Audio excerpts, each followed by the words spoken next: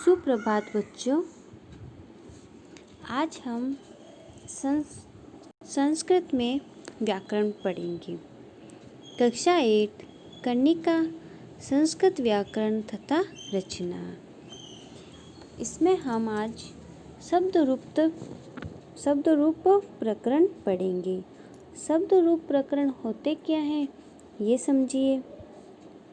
भाषा का आधार शब्द है। भाषा का आधार क्या है बच्चों? शब्द। और उन शब्दों का आधार क्या है? वाक्य। शब्दों से ही वाक्य बनता है। संस्कृत भाषा में शब्द दो प्रकार के होते हैं। एक तो ऐसे शब्द जिनका रूप वाक्य के और शब्दों के कारण बदलता रहता है, और दूसरे ऐसे शब्द जिनका रूप सदा एक सा ही रहता है। बदलने वाले शब्दों में संज्ञा, सर्वनाम तथा विशेषण शब्द है, तथा ना बदलने वाले शब्दों में अव्यय है। जो शब्द बदल जाते हैं उनमें संज्ञा, सर्वनाम, विशेषण मुख्य है, और जो नहीं बदलने वाले हैं उन शब्दों में अव्यय हैं, जो एक से रहते हैं। यह कभी चेंज नहीं होते। संस्कृत भाषा में 3 पुरुष होते हैं। ये तो आपने पहले पढ़ा ही होगा कि संस्कृत भाषा में पुरुष 3 प्रकार के होते हैं: प्रथम पुरुष, मध्यम पुरुष और उत्तम पुरुष। हिंदी में केवल 2 वचन होते हैं, किंतु संस्कृत में एक वचन और बहुवचन के अतिरिक्त द्विवचन भी होता है। संज्ञा शब्द में 3 लिंग होते हैं: स्त्रीलिंग, पुल्लिंग और नपुंसकलिंग। हिंदी में कर्ता, कर्म आदि संबंध बताने के लिए संज्ञा शब्द के अथवा सर्वनाम शब्द के आगे ने, को, से आदि जोड़ा जाता है, किंतु संस्कृत में इस शब्द को बतलाने के लिए संज्ञा या सर्वनाम का रूप ही बदल देते हैं। कैसे? जैसे कृष्णः तो कृष्ण ने, तो पीछे विसर्ग लगे, कृष्णः कृष्ण ने, कृष्णम कृष्ण को आदि। इस प्रकार एक ही शब्द के अनेक रूप हो जाते हैं। संज्ञा, सर्वनाम तथा विशेषण शब्दों को विभक्ति युक्त पद बनाने हेतु सुबंध आदि प्रत्ययों का प्रयोग किया जाता है। तो विभक्तियों के मूल रूप कौन कौन से हैं ये समझते हैं। पहली है विभक्तियाएं, दूसरा है अर्थ, तीसरा एक वचन, दूसरा द्विवचन और तीसरा बहुवचन।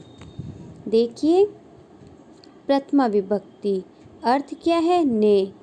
तो एक वचन के लिए अगर ने शब्द का प्रयोग करना है आपको, एक वचन के लिए सुह लगेगा, द्विवचन के लिए आउ, बहुवचन के लिए जश या अह विसर्ग। द्विवचन के लिए द्वितीय विभक्ति हो, तो जैसे अर्थ हो को, तो इसके लिए एक वचन में तो अम लगेगा, द्विवचन में ओट लगेगा और बहुवचन में सस लगेगा। तृतीय विभक्ति हो तो से के द्वारा, तो टा। तृतीय विभक्ति में भ्यान और बहुवचन में भीष। चतुर्थी में अर्थ के लिए तो डे या ए। द्वितीय विभक्ति में भ्याम और बहुवचन में भ्यश। पंचमी विभक्ति है अर्थ है से, एक वचन में डसी, द्विवचन में भ्याम, बहुवचन में भ्यस। षष्ठी विभक्ति है तो का, के, की, एक वचन के लिए डश, द्विवचन के लिए ओश और बहुवचन के लिए आम लगता है। सप्तमी विभक्ति में पर हो तो डी, ओश, सुप। ये आपको याद करने पड़ेंगे, तब आपको अच्छे से समझ में आ जाएगा। सुबंध शब्दों को 2 भागों में विभाजित किया जाता है। कौन से हैं? अजंत और हलंत। सुबंध शब्द 2 प्रकार के होते हैं, अजंत और हलंत। अजंत शब्द क्या होते हैं ये समझिए आप।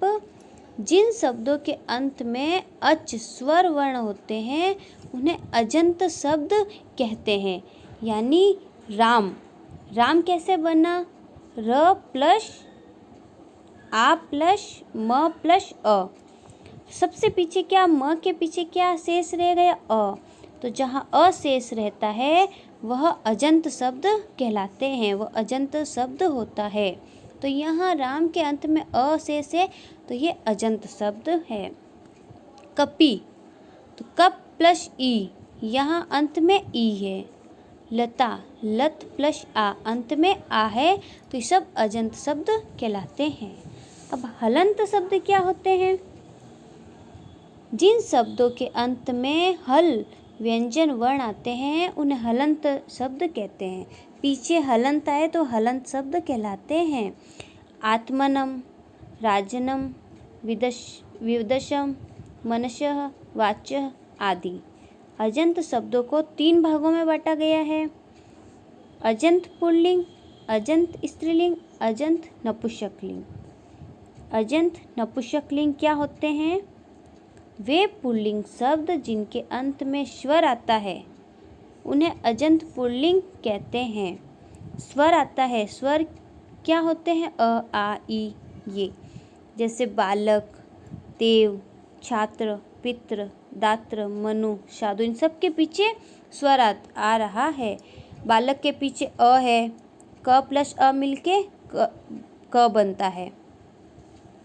अजंत स्त्रीलिंग, स्त्रीलिंग का बोध कराने के लिए जिन शब्दों के अंत में स्वर आता है उन्हें अजंत स्त्रीलिंग कहते हैं। सीता, बालिका, प्रगति, नदी, मात्र आदि। तो अजंत पुल्लिंग क्या हो गए? पुल्लिंग शब्द के अंत में स्वर आता है तो अजंत पुल्लिंग। और अजंत स्त्रीलिंग क्या हुआ? स्त्रीलिंग का बोध कराने के लिए जिन शब्दों के अंत में स्वर आता है उन्हें अजंत स्त्रीलिंग कहलाते हैं। नपुंसकलिंग क्या होता है? नपुंसकलिंग को बताने वाले जिन शब्दों के अंत में स्वर हो उन्हें अजंत नपुंसकलिंग कहते हैं। जो नपुंसकलिंग का ज्ञात करवाते हैं वो नपुंसकलिंग कहलाते हैं। अंत में उनके स्वर होना चाहिए। फल, पुस्तक, जल, उद्यान, वस्तु, मधु, वारी, ये सभी नपुंसकलिंग के अंतर्गत आते हैं। अब आकारांत पुल्लिंग के उदाहरण देखिए आप।